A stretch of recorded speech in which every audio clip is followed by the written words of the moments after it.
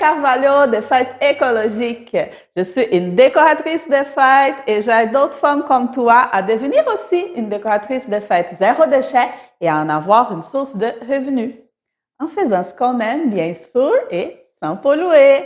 Alors aujourd'hui, je suis avec vous pour un nouvel épisode de Tuto Déco Écolo. Aujourd'hui, on va faire des lettres en bois. Alors, je vais vous montrer ce qu'on va faire aujourd'hui. Je vais vous montrer tous les trucs, les astuces pour faire des belles lettres en bois que vous allez pouvoir louer à vos clients, les transformer à chaque client sans dépenser rien et très, très facilement. C'est quelque chose de très facile, c'est quelque chose que je fais depuis très longtemps et je vais vous montrer tous mes trucs aujourd'hui. Alors, restez avec moi jusqu'à la fin de la vidéo. Alors, les grandes lettres comme ça, on peut ajouter dans la décoration soit pour mettre les prénoms de l'enfant fêté ou de l'adulte, si vous faites une fête d'adulte, soit pour mettre en bonne fête, vous pouvez écrire bonne fête et utiliser les mêmes bonnes fêtes à plusieurs clients. Alors, si vous décidez de faire en bonne fête, essayez d'aller avec quelque chose qui va être utilisé dans différentes thématiques. Par exemple, un bonne fête vert avec des feuilles, vous pouvez utiliser dans tout qui a une forêt, toutes les thématiques qui ont des fleurs, un jardin, quelque chose comme ça. Si vous faites en bonne fête plus vraiment dans un seul thème, vous allez être obligé de les changer à chaque client, mais c'est quand même pas compliqué. Je vais vous montrer comment le faire. Vous pouvez aussi écrire les prénoms du fêté. Ça, c'est toujours gagnant. Autant les parents, qui sont nos clients, que les enfants fêtés sont très heureux de voir leur prénom dans la décoration. Ça montre que la décoration a été faite pour eux. Donc, ça apporte une sensation de quelque chose de spécial qui a été fait pour eux. Et ça, c'est toujours beau à voir la joie des enfants quand ils regardent. On installe la fête quand les enfants ils regardent « Maman, regarde, c'est mon nom! » Donc, ça, c'est toujours intéressant. Vous pouvez aussi mettre l'âge de l'enfant de la même façon. Donc, je vais vous montrer comment faire un prénom, mais vous pouvez faire en bonne fête. Vous pouvez mettre juste un chiffre avec l'âge de l'enfant. Alors, je vais vous montrer quelques images de mes propres décorations avec des lettres, comme je vais vous montrer comment faire bientôt dans les prochaines minutes. Donc, de cette façon-là que j'ai fait toutes ces décorations. Donc, voilà, ça, c'est pour vous inspirer avant qu'on commence.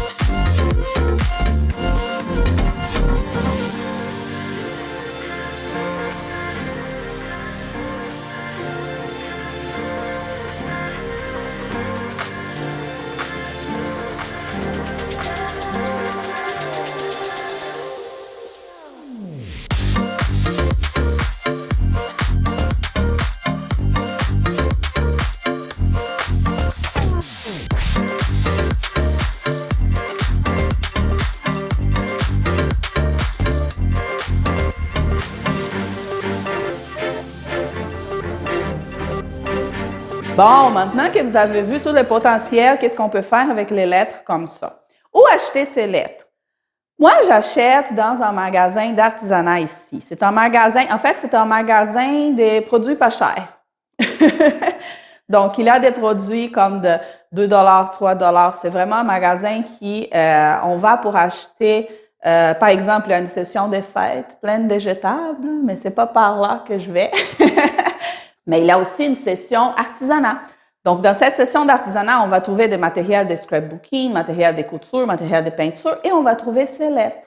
Donc, je les achète entre 1,25 $ à 1,75 $ chaque lettre. Mais j'ai acheté il y a très longtemps et j'utilise toujours les mêmes. Si vous ne trouvez pas un magasin dans votre ville, vous pouvez aller vers des sites Internet. Donc, faites des recherches de lettres en bois, trouvez des lettres que vous êtes capable d'acheter au besoin, quelques lettres de plus. Comme ça, vous allez finir par en avoir tout l'alphabet, toutes les lettres, et vous allez toujours utiliser les mêmes. Mais si vous décidez d'acheter juste un petit peu maintenant, assurez-vous d'être capable d'acheter des lettres exactement pareilles dans une prochaine commande que vous allez faire. Parce que si vous avez des lettres trop différentes l'une de l'autre, la méthode que je vais vous montrer ici ne marchera plus. OK? Donc, il faut que les lettres soient toutes de la même taille, toutes les mêmes modèles, en fait. Alors, voici, ça, c'est un exemple. C'est un chiffre 5 que j'ai acheté qui n'est pas encore peint. Celui-ci, je l'ai payé $1,25. Et vous voyez, c'est même pas un bois. C'est comme un contreplaqué, un mélange des restants des bois, je crois. Et celui-ci, il mesure 13 cm de haut. Donc, j'ai 13 cm de haut. Si vous êtes en pouces, c'est 5 pouces de haut. Donc, je vais vous montrer de plus proche de quoi ça a l'air. Voilà. Donc, cherchez les lettres et regardez vraiment la hauteur. Moi, je vous propose cette hauteur. Je trouve que ça fait une belle grandeur, facile à travailler. Ça rentre dans n'importe quelle décoration. Mais si vous voulez quelque chose de plus grand, achetez des lettres plus grandes. C'est toujours de votre goût. Alors maintenant, on va passer à l'action. Je vais aller dans mon atelier, mettre mon tablier et je vais vous montrer comment préparer des belles lettres en bois. Venez avec moi. Alors, on va utiliser les mêmes matériels de toujours. Une palette, la peinture acrylique, pinceau, éponge, l'eau pour essuyer nos pinceaux, petit linge. Toujours ma nappe de peinture. C'est une nappe en tissu. Je l'utilise avant, il y a très, très longtemps, j'utilisais des nappes en plastique. Hein, on dit, on va faire la peinture, on met une nappe en plastique. Mais depuis que j'ai commencé à utiliser cette nappe-ci, je n'ai plus jamais changé. Donc, elle a plein de taches de peinture, mais elle est avec moi depuis 6 ans. La même nappe. Donc, c'est parfait. Je vous propose aussi d'utiliser des nappes en tissu pour vos peintures. Alors, voici. J'ai plusieurs lettres. OK? Donc, j'ai des boîtes. J'ai une boîte avec des lettres, une boîte avec des chiffres. Ça prend vraiment pas beaucoup de place. Là. Je vous dirais, c'est une boîte de souliers. Là. Une boîte de souliers avec des lettres, une autre avec les chiffres. Et j'en ai avec plusieurs motifs. Donc, vous pouvez voir ici, il y avait un petit flamant rose. Ici, c'était un dégradé de rose. Ici, c'était rouge, orange. Donc là, j'ai des bâtons de bois. Ça, c'est des rétailles de bois. OK? Moi, j'avais acheté du bois pour faire, je me souviens même pas c'était quoi. Je pense que c'était des finitions de fenêtres. Il restait des petits bouts. Donc, on peut prendre des restants de bois comme ça pour faire la base. Parce que si on utilise les lettres comme ça, elles tombent. OK? Par exemple, le Y ici, là, vous avez vu, là, il n'a pas assez de bases. Donc, si on met ça sur une table d'une fête d'enfants, par exemple, les enfants vont jouer, la table va vibrer et les chiffres vont tomber. Alors, j'utilise les petites bases comme ça où je vais coller avec la colle chaude les lettres. Ce que je voulais vous montrer avec ça ici, c'est que c'est très facile pour les réutiliser. Moi, je mets une petite goutte de colle chaude pour coller les lettres. Une fois que la fête est finie, regardez, voilà. Voilà.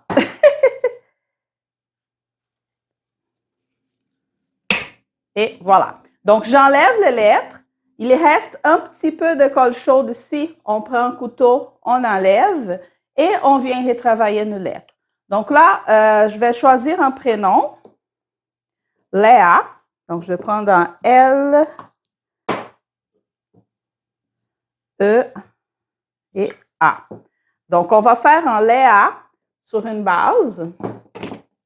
Et les autres lettres, on le garde pour utiliser une autre fois. Et la base qu'on n'utilise pas aussi, on peut la garder. Donc, vous voyez, ça ne prend pas beaucoup de place. Facile, facile. Donc là, ici, j'ai un Léa de plein de couleurs, mais je veux que ça soit dans mon thème. Alors, première chose, je vais peindre ma base. Vous pouvez utiliser rouleau, pinceau, éponge, ce que vous voulez. Moi, j'aime beaucoup les éponges.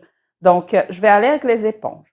Couleur foncée, 1 ou 2 couches de blanc avant de mettre la couleur finale. Sinon, on va tout remettre en blanc avant de commencer parce que j'ai quand même du rouge qui est très foncé. Mon rose ici est foncé. Si j'allais juste mettre du jaune, je pourrais juste venir avec du jaune sur cette lettre ici ou peut-être faire une petite couche de blanc en bas et après ça, venir avec du jaune, une éponge, voilà, le tour à jouer.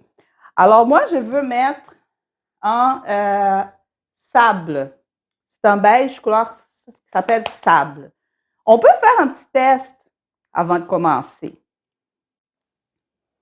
Alors, je vais mettre ma peinture ici sur ma palette. Alors, je vais aller avec l'éponge. Je vais tester si ça couvre.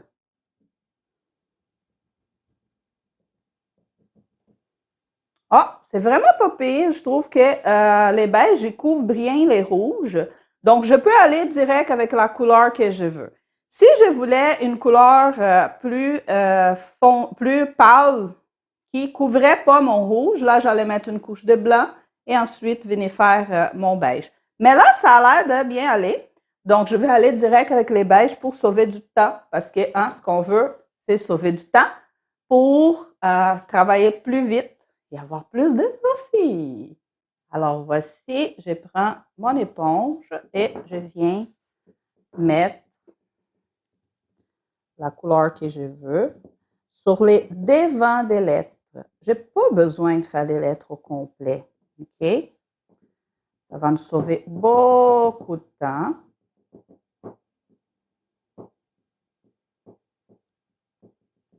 Et voilà. Donc, vous voyez, ma lettre, elle est blanche, toute blanche. Et ensuite, je viens changer juste les devants. Donc, quand on achète la lettre et elle est encore couleur bois, comme ça, là, la première fois qu'on va l'utiliser, on peut la mettre tout en blanc. Ensuite, on va venir changer juste les devants de chaque lettre. Donc là, ici, quand il reste des petites touches des rouges, on peut venir faire des petites retouches pour les couvrir, soit dans la couleur du devant, soit en blanc. Alors, je vais mettre du blanc dans ma palette.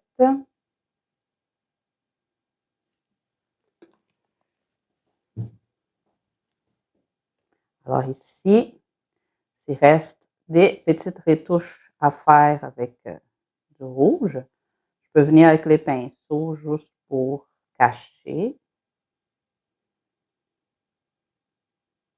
Si ça dépasse un petit peu, c'est vraiment pas grave. En bas, c'est pas un problème parce qu'on va coller encore sur notre base. Et voilà. Alors, cette lettre ici, je veux la mettre comme une vache pour mathématiques. Alors, je vais venir chercher du brun et je vais faire des taches comme sur une vache. Je peux faire avec les pinceaux ou je pourrais venir avec une petite éponge aussi. C'est au goût.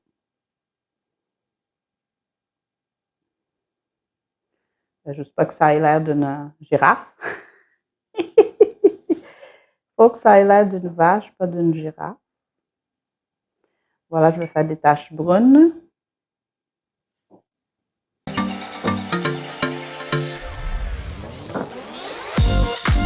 Je vais faire la même chose avec les autres lettres.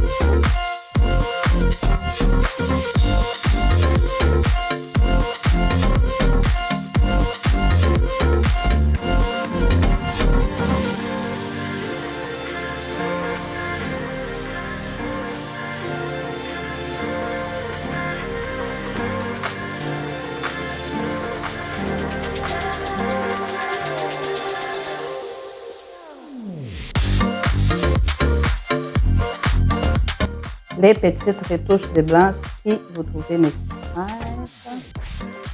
pour cacher la couleur d'avant.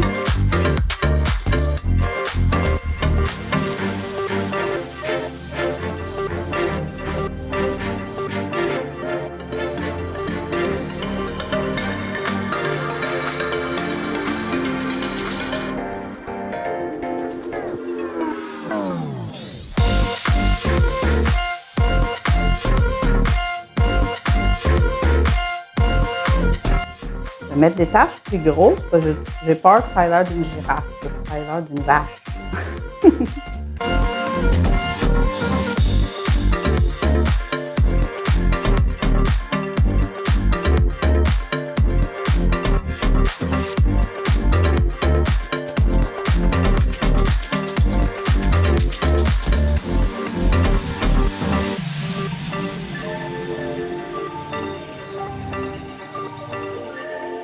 Donc, on va laisser sécher les prénoms et on va faire la base. Alors, la base, je vais la mettre, je peux la mettre soit dans la couleur, la même couleur des lettres, mais là, comme ma peinture commence à durcir un peu, je pense que je vais aller avec du vert parce que c'est comme si elle était sur les gazons. Alors, je vais mettre du vert. Et je vais venir avec mon éponge.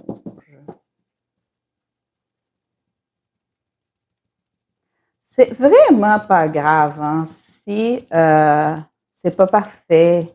C'est pour une décoration que vous allez utiliser pour un seul client. Après ça, vous allez changer. Donc, il faut que ce soit rapide à changer, pas compliqué. Les petits détails des peintures, c'est vraiment pas ça que les clients vont remarquer dans votre décoration. Ils vont remarquer c'est le résultat final. Il faut que dans l'ensemble, ça soit beau. Alors, j'ai mis une couche. On voit encore à travers. Je vais peut-être mettre une autre couche de plus, mais je vais attendre sécher pour faire ma deuxième couche. Et ensuite, je vais vous montrer la finition. Voilà! Alors, je laissais sécher la nuit. Je suis dans une nouvelle journée. Ici, j'ai la base. Vous avez vu, j'ai fait avec l'éponge en verre. Ça m'a pris 3 couches pour couvrir. Donc, j'ai mis une couche, j'ai attendu sécher un petit peu, deuxième couche, troisième couche.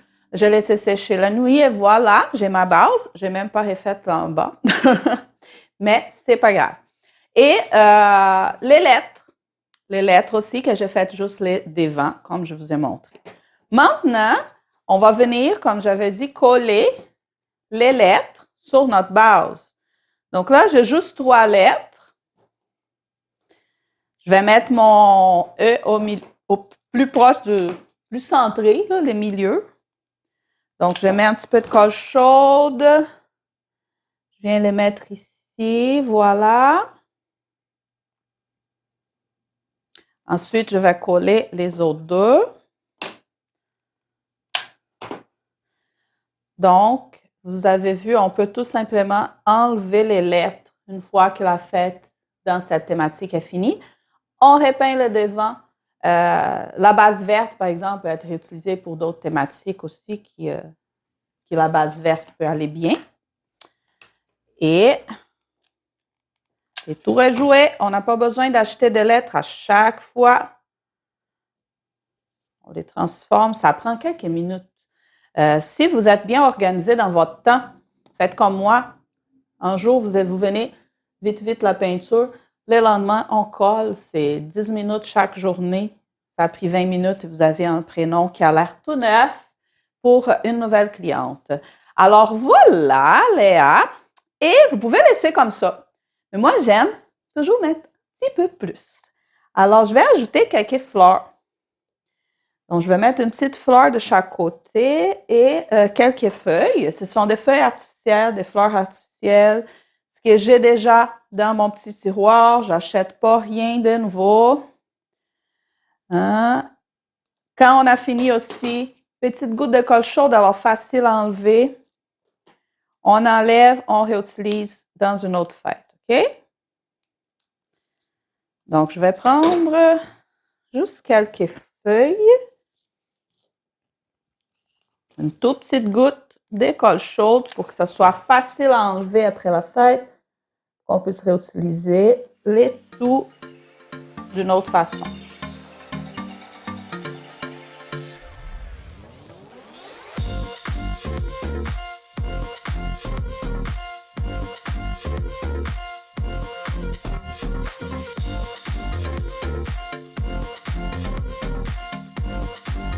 Et voilà, un tout nouveau prénom. Et une fois que la fête est finie, on enlève, on repeint, on utilise pour un autre client. Alors, on va voir qu'est-ce que ça donne dans la décoration. J'espère que vous avez aimé un autre tuto déco écolo.